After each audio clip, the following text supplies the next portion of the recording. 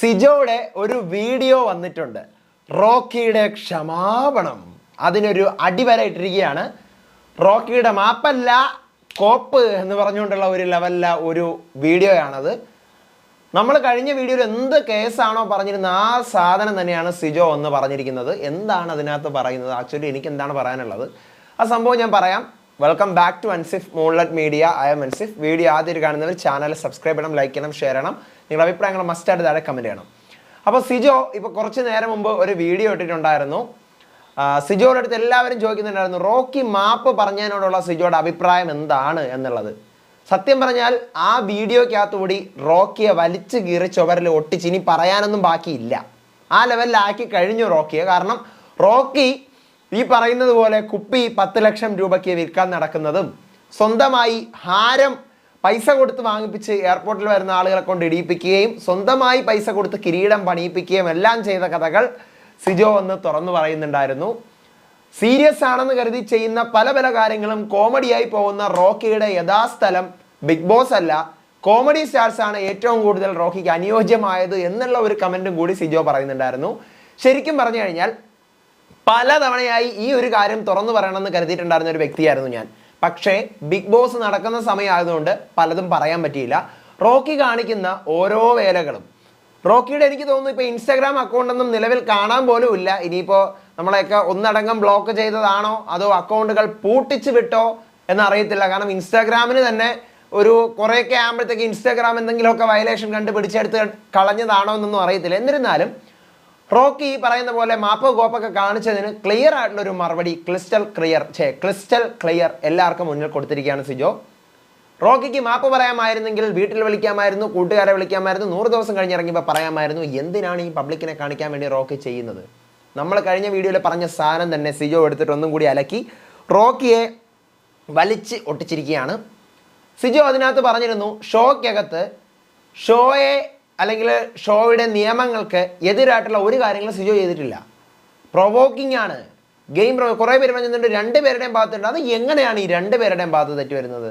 എൻ്റെ ദേഹത്ത് തൊടരുത് എന്നൊരാൾ പറയുമ്പോൾ അയാളുടെ ദേഹത്ത് തൊടുന്നത്, ഞാൻ ചോദിക്കട്ടെ, ബിഗ് ബോസിനകത്ത് ഇതൊന്നും നിങ്ങൾ ആരും കണ്ടിട്ടില്ലേ? ബിഗ് ബോസ് എന്ന് ഇതുവരെ നിങ്ങൾ ആരും ബിഗ് ബോസ് കണ്ടില്ല. നിങ്ങൾ പെട്ടെന്നൊരു സുപ്രഭാതത്തിൽ കണ്ടതാണോ 6ാം സീസൺ? അല്ലല്ലോ.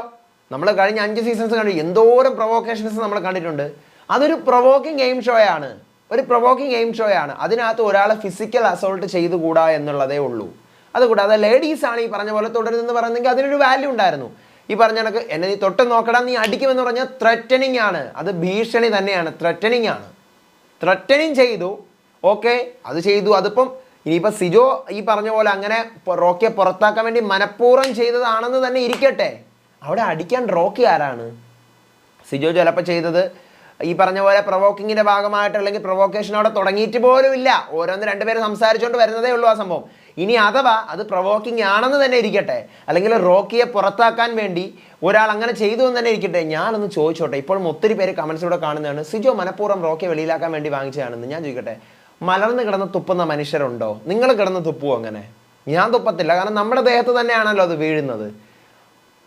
അയാൾക്ക് കിട്ടിയിരിക്കുന്ന അടിയുടെ ആഘാതം എത്രത്തോളമാണെന്ന് കഴിഞ്ഞ വീഡിയോയിൽ സിജോ ഒന്ന് തുറന്ന് പറഞ്ഞതാണ്. അപ്പോൾ അതുകൊണ്ട് തന്നെ അത്രയും വലിയൊരു അടി ഇവൻ്റെ കയ്യിൽ നിന്ന് കിട്ടുമെന്ന് പ്രതീക്ഷിച്ചുകൊണ്ട് ഒരാളെ മനഃപൂർവ്വം പുറത്താക്കാനായിട്ട് അങ്ങനെ ചെയ്യുമോ? എൻ്റെ ഓപ്പോസിറ്റ് നിൽക്കുന്ന ആൾ ഉറപ്പായിട്ടും എന്നെ അടിക്കുമെന്ന് കരുതിക്കൊണ്ട് ആരായാലും അങ്ങോട്ട് പോയി പ്രൊവോക്ക് ചെയ്യുമോ അയാളെ? അപ്പോൾ ഒരിക്കലും അത് ഈ പറഞ്ഞതുപോലെ അങ്ങനെ ഉണ്ടായ ഒരു ആക്ട് അല്ല. എന്നെ അങ്ങനെ ചെയ്യണം, അയാളെ പുറത്താവണം എന്ന് പറഞ്ഞുകൊണ്ട് ചെയ്യുന്ന ഒരു ആക്റ്റേ അല്ല. അപ്പോൾ അത് മനസ്സിലാക്കാത്ത കുറേ പേര് പറയുന്നുണ്ടായിരുന്നു. അതോടൊപ്പം തന്നെ ഇന്ന് റോക്കിക്ക് കൊടുത്ത മറുപടി, റോക്കിക്ക് നിർവൃതി അണഞ്ഞിട്ടുണ്ടാവും. കാരണം ഈ പറഞ്ഞ പോലെ നമ്മൾ കഴിഞ്ഞ വീഡിയോയിൽ എന്ത് സാധനമാണോ പറഞ്ഞത് അത് തന്നെയാണ് സിജോ ബ്രോ എന്ന് വന്ന് പറഞ്ഞിരിക്കുന്നത്. റോക്കിക്ക് മാപ്പ് പറയാമായിരുന്നെങ്കിൽ അത് നേരത്തെ ആകാമായിരുന്നു. ബാക്കിയുള്ളവർ പറയുന്നത് കൊണ്ട് ഞാനിതാ പബ്ലിക്കായിട്ടൊരു മൈക്കും കെട്ടി മാപ്പ് പറയുന്നു എന്ന് പറയുന്നതും ഇൻഡിവിജ്വലി വിളിച്ച് പേഴ്സണലി വിളിച്ച് എനിക്കൊരു തെറ്റ് പറ്റിപ്പോയി ക്ഷമിക്കണം എന്ന് പറയുന്നതും തമ്മിൽ ലോട്ട് ഓഫ് ഡിഫറൻസസ് അതെയോ. So Rocky is wrong. പിന്നെ കുറേ പേര് പറഞ്ഞു കഴിഞ്ഞ് ഇവൻ എന്തിനു റോക്കി ബായ് എന്ന് വിളിക്കുന്നെന്ന്. ഒരു ബഹുമാനം ഇരുന്നോട്ടെ. പിന്നെ റോക്കിയുടെ തള്ളുകളെ വെട്ടിക്കീറി വിട്ടിരിക്കുകയാണ് സിജോ എന്ന്. എന്തായാലും റോക്കിക്ക് ശരിക്കും കിട്ടിയിട്ടുണ്ട്. ആ വീഡിയോ വഴി റോക്കി നിർവൃതി അണഞ്ഞ് ശരിക്കും റോക്കിയുടെ വേലത്തരങ്ങൾ, റോക്കിയെ വീണ്ടും ഈ വീഡിയോ കാണുമ്പോഴാണ് എനിക്കൊരു പ്രൊവോക്കേഷൻ പോലെ തോന്നുന്നത്. അവിടെ ബിഗ് ബോസിൽ കാണിച്ചതൊക്കെ എന്താണ് എനിക്കിപ്പോൾ തോന്നുന്നത്. കാരണം റോക്കി കാണിച്ചിരിക്കുന്ന ഓരോ ആക്ടിനെയും എടുത്തെടുത്തെടുത്ത് റോക്കിയുടെ ഇൻ്റർവ്യൂകൾ, റോക്കി അതിനകത്ത് തകർന്ന് ആടുന്ന കുറേ കാര്യങ്ങൾ, കൂടെ വരുന്ന ചലഞ്ചേഴ്സ്, അതിൻ്റെ കൂടെ നടക്കുന്ന കുറേ സേവ് ചെയ്യാൻ നടക്കുന്ന കുറേ ആൾക്കാർ, ലുലു മാളിൽ പോകുമ്പോൾ കൊണ്ടുപോകുന്നു, ഫംഗ്ഷന് പോകുമ്പോൾ കൊണ്ടുപോകുന്നു. പിന്നെ റോക്കി മാൻഷൻ, അതെ റോക്കി മാൻഷനെ കുറിച്ച് മെൻഷൻ ചെയ്യുന്നുണ്ട്. അതെ റോക്കി മാൻഷനെ കുറിച്ച് മെൻഷൻ ചെയ്യുന്നുണ്ട്.